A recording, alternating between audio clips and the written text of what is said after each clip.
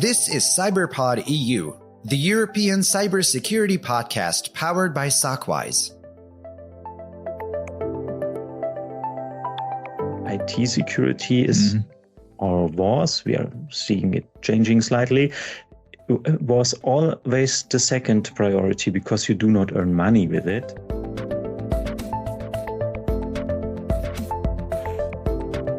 For violations under the NIS2, the EU can impose sanctions up to 10 million euros or 2% of the annual revenue, which is shocking, I think.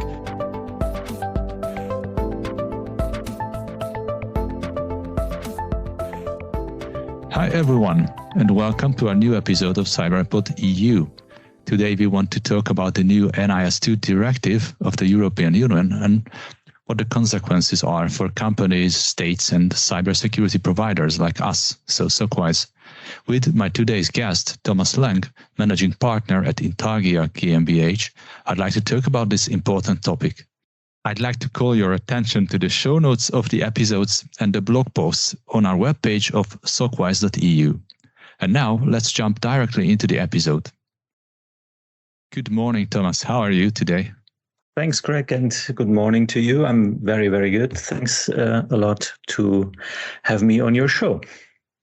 I'm really happy as well to have you here. Is it busy times by you as well?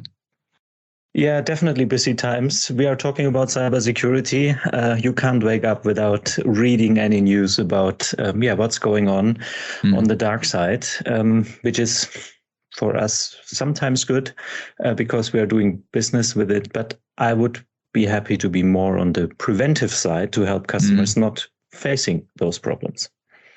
Yeah, when it's about shocks, it's not so good doing our business. Definitely. So happy to have you here. My goal is to introduce interesting experts of information security from all over Germany and Europe. And Thomas, you are managing partner at Intargia, which is a management consulting company for digital transformation, but also you founded a couple of own companies, the first one at the age of 19, which is impressive. Could you tell a little bit more about your career path and, of course, about Intargia? Yeah, thanks a lot. Maybe just in short, and my career might not be that straight when talking about IT and IT security. I started in the age of 16 with an apprenticeship in banking, which is the maybe unusual part. And in the late 90s, I was asked then by this bank in the near of Marburg, where I'm coming from, if I want to join a newly built IT team, which was forced with the topic to transform the mainframe infrastructure into something which was called client-server infrastructure, and nobody was able to do it because there was no team until that. And we started this. We learned a lot. I learned a lot. And when accomplished that mission, I changed in the 2000s to IBM and started in the consulting business. And this is what I'm doing since 22 years right now. And yeah, you are right. I founded also an own company or some own companies. The last one 8 years ago with my brother and my sister. We are having a food delivery company, which is not a hobby anymore. 30,000 customers on a daily basis, which makes a lot of fun. Wow. Yeah. But yeah. Sounds impressive. And to Intargia, maybe, as you said, we are an IT consultancy. We are part of the large company, which is called Lanfgg, and we are the IT management part. To say it in one sentence, our natural counterpart is the CIO of a company. So we do topics from digital transformation and strategy over classical IT management questions. And my part is IT security and data protection, which might be the reason why we are talking today, and I'm happy to. Definitely, this is the reason, I guess. And when we are talking about cybersecurity, could you recall a story of a shocking moment, maybe from the recent times? Yeah, storytelling is something I like, to be honest, because it is always something we realized in real life. So nothing we need to think about it. It happened. And one story which comes to my mind is as a breach coach, I was working with a 700 employee company some months ago, and the IT was totally encrypted by hackers, and they realized that also the separated backup system was totally encrypted and restored, and they did not expect that this would happen because it was disconnected somehow not, probably. And so the result was they lost all their data and they would have gone bankrupt in short term. So it was really clear, and the striking moment was that it get clear that the only chance to keep that company was to paying the ransom. And in that moment, you have to deal with the IT, you have to deal with the owners, and you have to it is really emotional to think about, okay, what does it mean bankrupting the company or paying a crook which stole our data or who's encrypted our data? This was a very striking moment because all happens in fast forward. It's in hours, not in days or weeks where you can think about it. It's all in short term. So maybe this is one of the recent experiences. I don't want to have such an experience. Maybe a bit lighter form of story. What I got now is that it's a story of a customer from recent times. And one day, the server administrator finds a message to CISO. It was a text file on a customer database server. And the company is a financial institute. So, and what stood in the text was, hey, I was here. You should patch these systems. That's all. That was what they found. Okay. And they got no alerts, no logs about intrusion, and no idea about the potential. So what segments were in the network were breached, or whoever could it be? Could it be an insider? An external attacker? So crazy. This is just a tiny story, but shows how lost you can be in such a situation. They had a CM system, I think, state of the art EDR, whatever, but then it just happens, and we know that these things happen because we are not invulnerable, unfortunately. I guess, yes, I was talking about a Hungarian customer, but I have similar stories from all over Europe. I guess you either. Yeah. These examples, I think, have something in common. When we go back to the standards, you will find national standards mostly, which are, although they are coming from the same roots, mostly from the US, NIS cybersecurity framework or a similar framework, but within the EU, there were not really clear and really strong requirements before NIS2, and now we are arriving to today's topic. So what do you think? Is it a breakthrough? What also the EU politicians think at this time? I'm not sure if it is a breakthrough, but I think it is important because there is a lot of discussion about that topic in last times.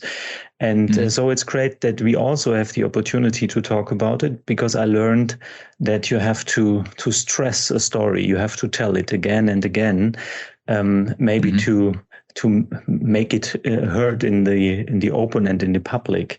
So it's pretty important to talk about it. I'm happy that we can do it today. So, and it's the same thing we are discussing with our customers and clients these days. So yeah, it's a good thing. Okay, I agree. It's absolutely a positive thing. Yeah. What I think is this regulation is about not just a standard, but it also shows the way, and I think it shows the right way to protect the networks.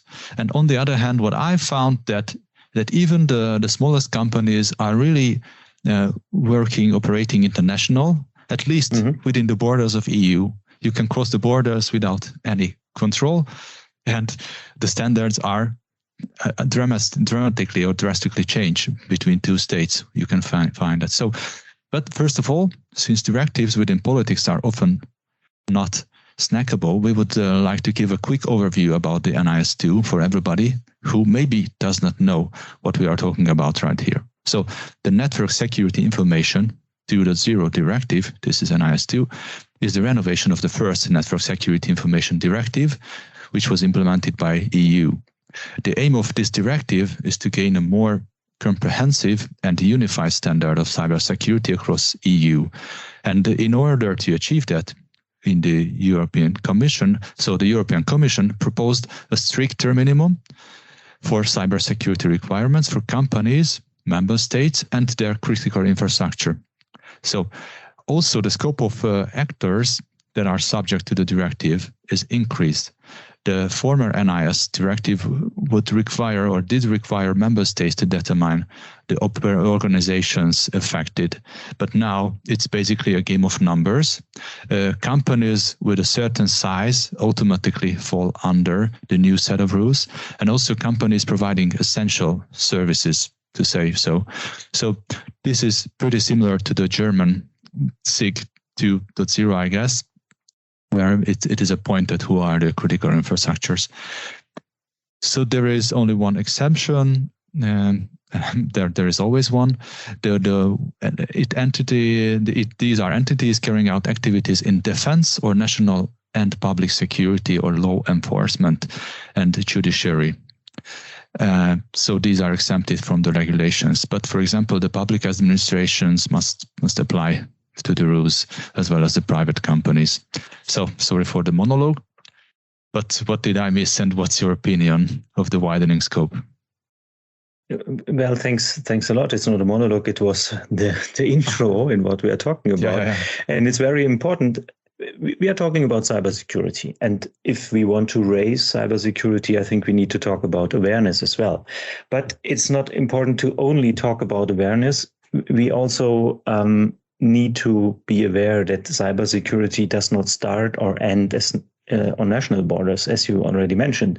Europe, for example, is one of the most vital economical areas in the world. And this is a fact. And if we want to keep that position, at least this is my opinion, we need to start to act together. And as you said, also small businesses are working in international boundaries. And therefore, I think it is important to have an identical baseline for several topics, such as, for example, cybersecurity.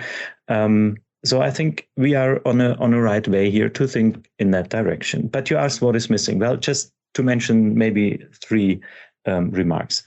Consistency would be one which I would hope that a new directive is aware of. The new directive should be carried out carefully so that there is no fragmentation cross-country, so that we have really one direction and an alignment with other directives which are already on the way. The second, double regulation. Do not do think about double regulation and avoid it. Maybe something like a one-stop shop principle. So if we have a data breach, for example, that we do not need to go to the data protection authority and to the new authority for the NIS directive, as an example. And the last one, real-time insights. So it is interesting that this new authority wants to deliver a report every other year, what's going on, while we are talking about real-time and 72 hours of time to talk about the data breach. So this does not fit together. We need something like a real-time insight to the threat landscape. This would be maybe three remarks, not conclusive, but just three which came to my mind. Yes, I think these are important aspects. Maybe this all NIS2 is just a big leap, maybe not just a step forward, but that's not the end. I think there is a good example in front of us, which is US, I guess. They've got so they are very supportive to their economy and all the players, but it's a fortunate situation that even we can use those suggestions of CISA in the US. So how do you think, how prepared are companies to follow this directive in Germany or DACH region if you see through this? Well, maybe it is not fair, but to be a little bit provocative, I could say I don't see the companies prepared at all. Because how many companies were hacked just in the last couple of months? there are definitely companies in our area as well, all over the world, which are well prepared. But you can't wake up without a news article about a new company which faced an attack. So most of them are doing or are not doing the easiest housekeeping, like managing their Active Directory, for example. And I can tell you a story here as well. We were called to a customer with 90 people in the IT department, and they had 130 entries in the domain admin group. So I can't imagine, I can't imagine any case why you need 130 highest privileged accounts in a company, and that this IT department didn't recognize that hackers created the 131st account is totally clear for me. But this is what I want to say. It is what just a surprise. Yeah, what a surprise. It is just keeping this high privileged group clear. Do your job. If you want to have a clean house, clean your house. And so this is my experience, and my conclusion would be the following. IT security starts also in the C-level.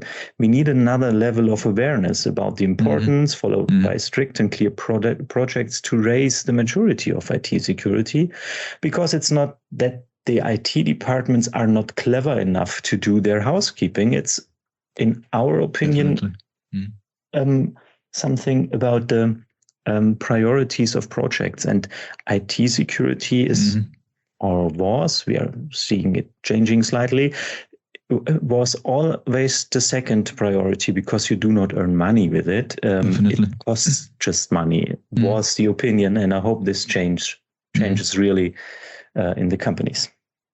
Definitely, it should, on one hand, at least sustainability, so support sustainability, resilience, and also in the long run, but I guess in the midterm, at some cases, very, very much is the competitiveness as well. So when a company is stable and reliable, then it, of course, their cost structure will be better in the long run as well. So it will be more competitive and will suffer from less bad reputation. Events. I have just seen a statistics which shows that the average of loss of a share is more than 7% when a breach is announced on the stock exchange. So I think it's drastic, regardless what happens. So if any data was stolen.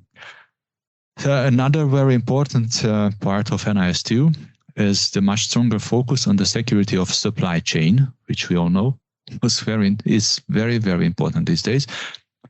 In the past, we have experienced that attackers take advantage of security white spots in the supply chain and getting access to the network of bigger companies or states through the supply chain. One example was the ransomware attack of Revil last year. We targeted the supply chain of supermarkets or IT service providers. And all cybersecurity measures are just as good as the weakest link in the supply chain. Do you have also examples regarding supply chain attacks or weaknesses? Sure. And as I said, I like to tell stories which we really experience in our environment. And maybe you have heard about the attack against Intargia, which is the energy provider for the city of Darmstadt, or the public utilities company of the city of Mainz, along with the Frankfurter Stadtentsorgung. They were encrypted some weeks ago. But why? Because their IT provider was hacked. So in the supply chain, those companies, maybe we are not working with them, so I just have the knowledge out of the newspapers. But to my opinion, those companies outsourced their IT to an IT provider. And this was successfully hacked, which leads to the catastrophe. And those companies thought they are in professional hands, which was definitely then not true. And I think we need to think on our supply chains. We need to have those in mind, and we cannot close our opinions while just outsourcing our IT and saying, well, they are caring about it. We need to have it in mind. We are part of the play, so to say. And by the way, I think it is pretty similar to what I said about the EU and the need to act together. It's not only the game of one company. You need to look into the whole supply chain, definitely. Mm-hmm. I agree. That's what I found in the last months, just to say one, is that I am constantly under attack of spear phishing attacks. Yeah. And that is not because they are interested in our company's data, but they are interested in our customers' data, because we are providing cybersecurity and we have access sometimes to very sensitive network segments. So I'm pretty sure that they are very finely, very precisely planned attacks. And yeah, thank God they did not have, and thanks to the colleagues within the company, which they made it not possible for them to break in. But we need to be very careful about that. So thank you for this insight as well. So that is also one reason that we need a common level of cybersecurity resilience in EU. And therefore, I think that's a great part to talk about the headline of the week. Headline of the week. It's about German IT security insider reports, healthcare particularly at risk. You will find the link in show notes. So thanks to the IT security data by Tetra Defense, they found out that the industry most at risk from cyber attacks in the first quarter of 2022 was, by a significant margin, the healthcare sector. And what's particularly frightening about this, that 82% of the security incidents were due to known vulnerabilities, either on the victim's network or through a remote test protocol. What a surprise again. Furthermore, they found out that the human factor relevant, 18% of security incidents can be traced to individual employees. In more than half of these cases, the employee opened an infected document, for example, from a spam email. So, Thomas, what do you think? Are these shocking numbers, or even the healthcare? Well, I think it's not a difference between healthcare and other businesses, because if the numbers are true, and I do not doubt that they are true, we need to face the challenges. If 82% of incidents are possible because of known vulnerabilities, we must ask ourselves if the way we try to close those vulnerabilities in the last, let's say, 3 years, I don't know, was the appropriate way. What led us to this high number? And what could we do?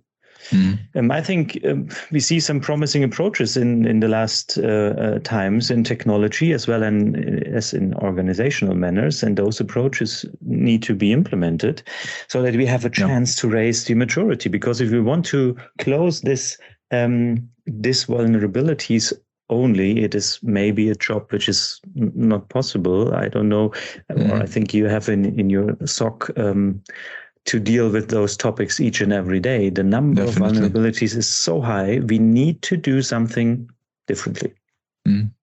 That's true. In my opinion, if it's just solely about a vulnerability, it's not a huge issue. But if you have a proper risk assessment, if you have the right tools, you can still overcome some. Because just if you look into the industrial sector, there will be machines with old operational systems or softwares which are not patched anymore. So there will be vulnerabilities, but there are solutions to that. You can overcome the situation with the right approach. But what in case of healthcare, I think is missing is the really prepared IT department, because of the lack of budget and maybe because of the lack of management focus on this area.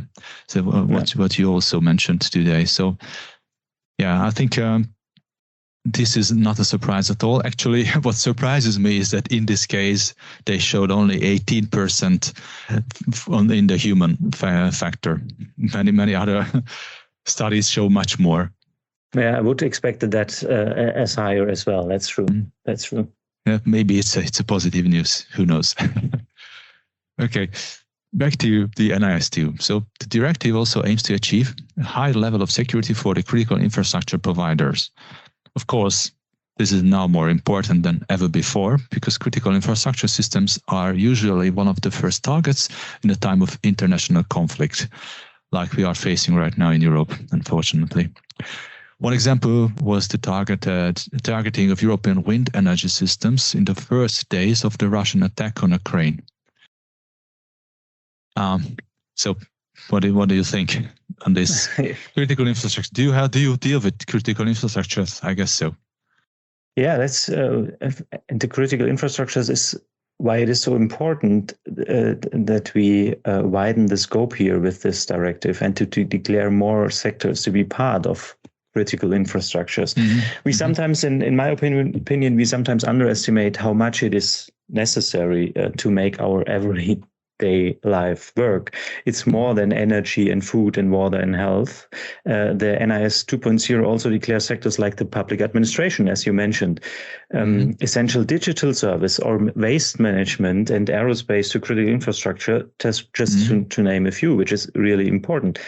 And I think this step is important because it not only strengthens the resilience of those sectors, but also raises the awareness for the importance in our society. Because how many colleagues or friends do you know who do not care about their own security in the private life? And how could it be different in their professional life if they do not care in their private life? And maybe one more thing, if you allow me to add this.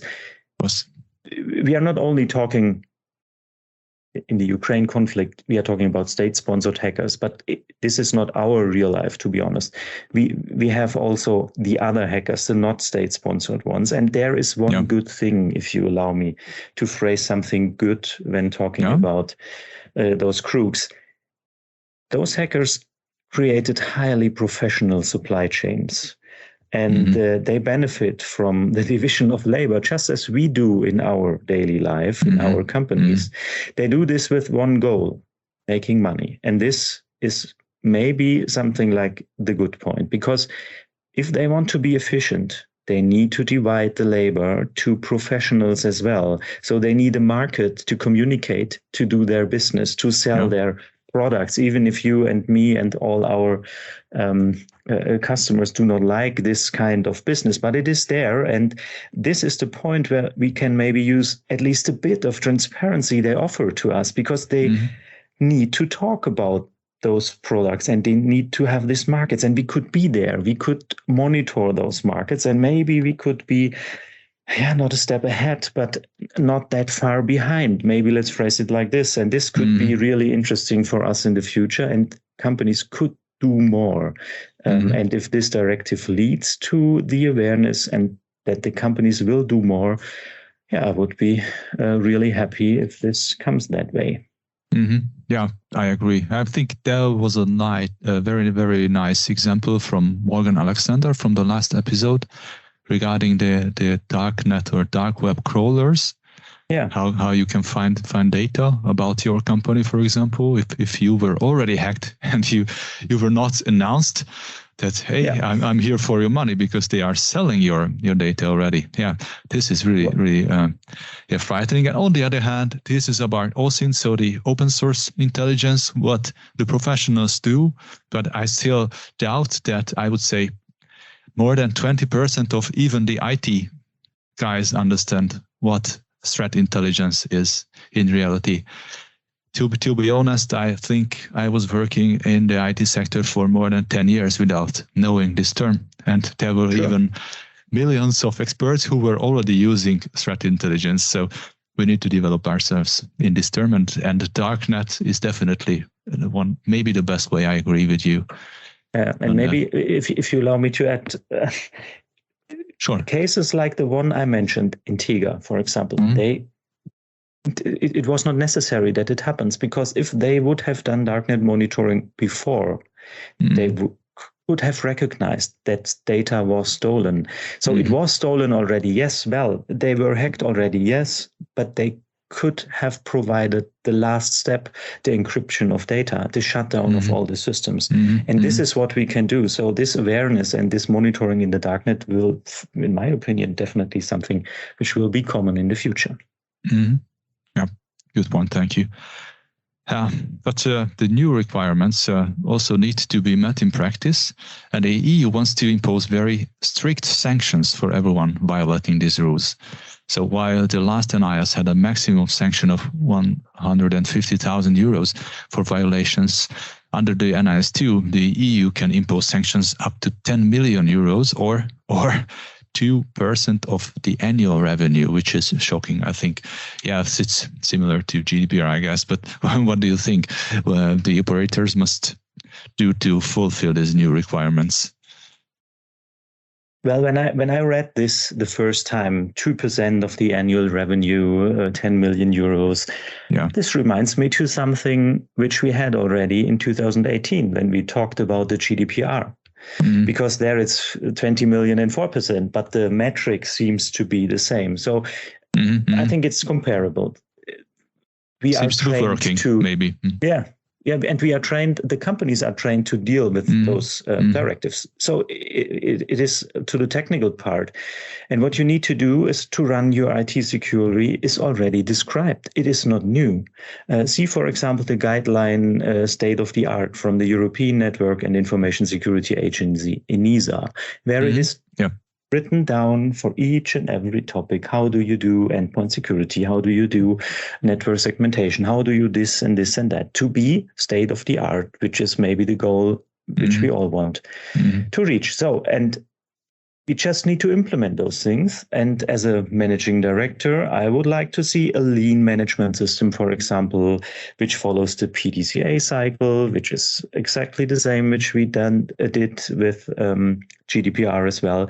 And so we can ensure that the current status is determined and constantly improved over the future cycles. It is not a one-off project which is fulfilled and fire and forget. It is something which IT security is an everyday project, and it starts not on zero every day, but it needs to be developed from its maturity point of view.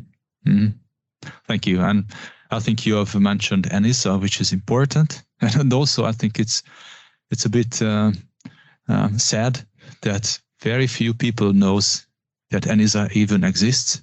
And I really like their website as well. So people, please look at NISA website, which is our CISA in Europe. So we should support it because this is ours.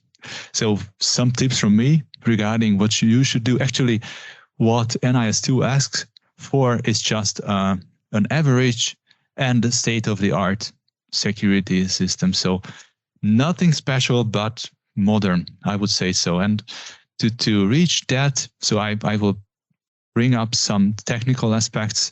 Now, for example, you should have a behavior analytics in use, definitely in your endpoint security system at least. You should take a look on your networks if you are, and if you're not already doing this, a firewall and a virus scanner is far from being enough. That's the minimum. Of course, you should call logs, but the mission here is to create an environment when you can have an overview of your networks, endpoints, applications, and every single segment of your environment. And from a central dashboard, you could be, or you should be able to monitor what's happening on your network. If you can do this, I think you made a huge step, because in the case of a breach, which will unfortunately happen, you are in the position that you can tell what happened and what is happening and what you should do in the next few minutes or hours, as you said. So very, very quickly. So I think we are about to wrap up today's episode, but you might have some comments still on NIS2 or any to the audience. Do you? Well, Craig, as you mentioned your points, what should be done, and I'm really happy that we had the chance to talk about it, which was not only a great pleasure, but I think if we have to deal with those directives, and we should deal with those directives, we need to talk about it and to discuss the regulations and examine what it means for them to be practical and how we can implement it in our daily lives. And this is, if the EU authorities write those directives, we and our businesses and our customers, we need to make them alive. And so I'm happy that we are part of the discussion. And I think we are also heard with our meanings and our inputs to those directives. And so let's discuss it and let's make it work and happen. Thank you for your thoughts today. I think I really enjoyed this conversation, and I think it was a pleasure for the audience as well. So it was a pleasure to talk to you, Thomas. And Thank you.